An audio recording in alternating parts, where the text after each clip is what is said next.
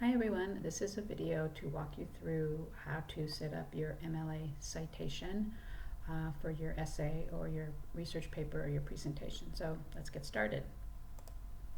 MLA uses the concept of containers. So you have some essential information here, and then you have the idea that whatever isn't here is contained in something bigger. And you'll see how this works as we actually apply it to a couple of sources. This is the basic template, and you can see it lays out the type of information that you need. The nice thing about this template is that you just fill in the information you have. If you don't have information about these particular sections, you just skip it and move on to the next one. So let's see how this actually works. Here's an example of a journal article from a database, and you can see here's the template, and it's filled in and connects to the areas in the article that you need for each section. So let's go through it together. The first is the author. MLA citations always will begin with the author if there is one. Last name first, then the first name. And if there is no author, you just start your citation with the name of the article or the web page or the video or whatever type of source that you're using. So number two, as you can see, is the title of the article, and that is going to be right here. Okay, those are our first two elements, and the title of the article will be in quotation marks. So those are always the very beginning of your citation. Then we get into this idea of containers, and the idea here is that this article is published or printed in something bigger, and in this case it's a journal called the African American Review. And you can see that down here. It's kind of small. Make it a little bit bigger. Oop, too big. And you can see it down here. It'll also be in other places when you're looking at the article in the databases. Let me go back up, and it's right here. And you're going to put the title in, and that will always be italicized. So again, the idea is you have a smaller article that's printed and published in something larger. So you could actually think of it as you were holding the African American Review in your hand, and in that journal, in that publication, are many, many articles, and this is one of them that you're using in your research. Okay? All right, let's keep going. So now you can see here we have 4 and 5 other contributors in the version, and these sections you can just skip over because they only will apply to if you are using a book. So other contributors would be, say, in a book might be like translators, editors, other people who've contributed, but you don't have to worry about that with a journal article or a newspaper article or a magazine article. It only will apply to books.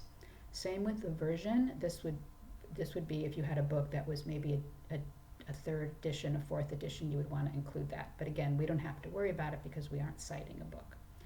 Number 6, the number. This we do want to look for, and this will be the volume and the issue number of the journal. And again, you're going to find that information down here. It will also be in other places on the database or on the article when you're looking at it.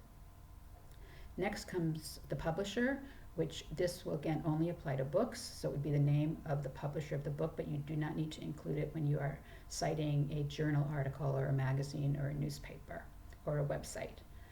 The publication date you do need, and right here is the year, and you can see that that's down here again, very small. All it includes is the year, which is very common for a journal article. So whatever information they provide is what you will cite. If they gave us a month, we would include that, but they only give us the year, so that's what we go with. Then the last piece of the first container is the location. Location, I know when you first see it, you think of a place, but in this situation, it means the location of the article in the journal. So that would be the page numbers. And you can see here, it starts at page 571 and it ends at page 586, and you want to include that entire range. And that is the end of the first container, and as you can see, it's very easy to remember. For each element, you just put a comma, and then you close it out with a period. Okay? Now, because we found this article in a database, we're going to have a second container. If we had found this article just on the web, or we were maybe holding it in our hands, if it was a book, we would not need a second container. But in this case, since it's located in the database, we need it. So again, the idea is we have an article, the smaller piece, located in a journal, bigger, and the journal itself you find in the database. And in this case, it's EBSCOhost, and you can see that up here, right there, name of the database, and that also should be pretty prominent on the article that you're looking at when you're in the databases. So that's the first element in container number 2. And again, you just like you did with title of the journal in number 1, you want to italicize it. All right, and then in container number 2, you don't have to worry about anything 4 to 8. Don't worry about it. You don't need any of that information. So we jump down then to the location. And for container number 2, the location is going to be the URL that's on the article. It tells you where it is in the database, or it also might be a DOI, which is a digital object identifier. And I'll explain that a little bit more when we get to the next section. But that's what will close out your citation, close it out with a period, and that's the end of the second container. And then here you can see what the citation will look like, right? So that's their example. Let's look at an example. Let's set one up ourselves.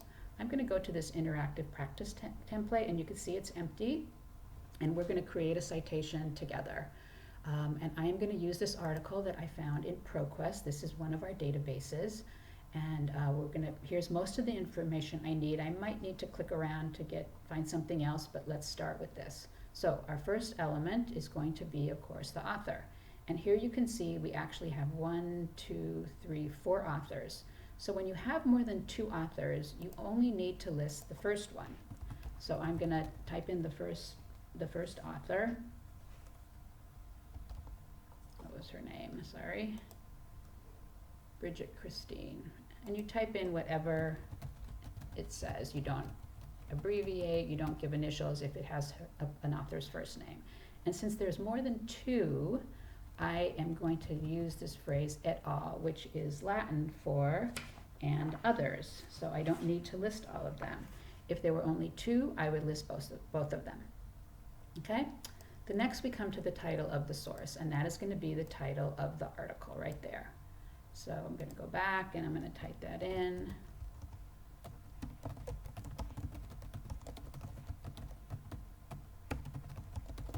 And I'm going to put that in quotation marks. You always do that with the title of an article. I'm also going to make sure I put in a period here to close out my first section. And just pay attention. You can see on the database, this is not a citation right here. Okay, this is the bibliographic information. So if you copy and paste the title and put it in, you want to make sure you fix it to reflect the fact that in MLA, you always capitalize the first letter of each word. All right? Okay, let's move to our first container. And that is going to be the name of the journal, or the name of the magazine, or the name of the newspaper. And if you look here, you can see actually this is it right here. Now, if you have a little trouble finding it, when you're in ProQuest, an easy way to find it is if you click on this link right here, abstract/details. They lay out the information pretty more clearly than how it looks up at the top there. So you can see here we have our title, we have our authors, and right here is the publication title. So it's Internet Research. So always look in that detail if you need it, if you're not sure what the title is of the publication is. And if you remember, I said the title of the first container, you always are going to italicize it, and then we're going to have a comma.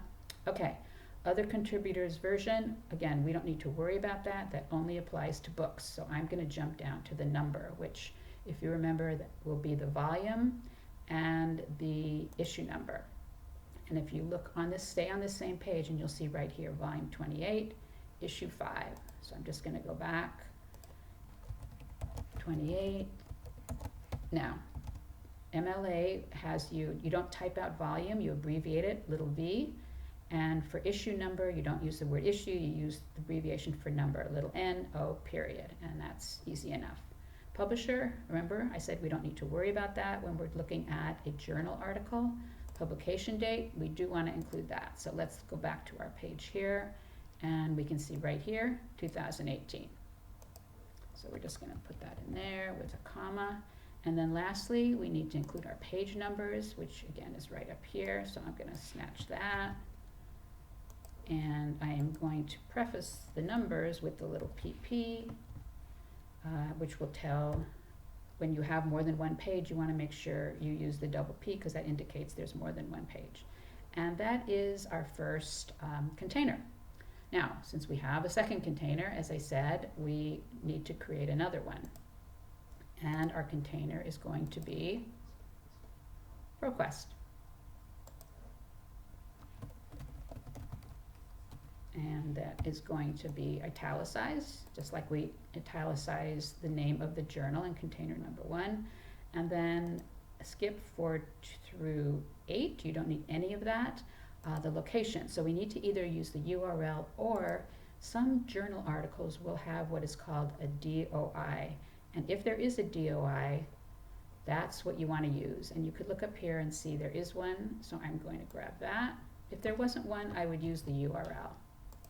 But I'm going to use the DOI, and I'm just going to grab it just like that, close it out, and that's our citation with one extra element. This is something you want to check with your instructor about. Some instructors don't require it, but you do want to, some do, and you want to add the access date. So I'm going to say access 16 May 2020, and that's that. Okay? Dates in MLA are always set up date, month, year. And if you go back up, there is our citation. And I can grab it, copy it, grab a Word document, and do a quick paste. And as you can see, let me make it bigger. You can need to do a little work here. I lost my italics, so I want to go back and do some italicizing. Oops, grab that. And of course the last piece is we want to make sure that it is hanging indent, which means the first line is to the flush to the left, the rest flush is 5, and I'm going to double space it. And of course your citation will also be in Times New Roman 12 points. I made it a little bit bigger so we can see it together. And that's your citation. A few final words, just a few tips. References are cited on a separate page at the end of the document. It should be called the Works Cited list, centered at the top. All of your entries are alphabetized by the first letter of the entry. In-text citations are the last name and the page number if there is one. And just remember, there can be more than one correct way to cite a specific source. So focus on what your reader needs to know in order to find it. And of course, if you need any help, have questions, please contact me. You can send me an email. I'm happy to work with you on your citation. Also, go to our MLA citation guide. And let me show you very quickly how to find that. If you go to the library homepage, scroll down to citation guides, and you click on MLA, and you'll see the template I worked on is on this page, so you can always use that. We also have examples of different ways to cite different types of sources, and a page here to help you with your in-text citation as well as your formatting. So I hope this was helpful, and good luck with your work. Have a great day.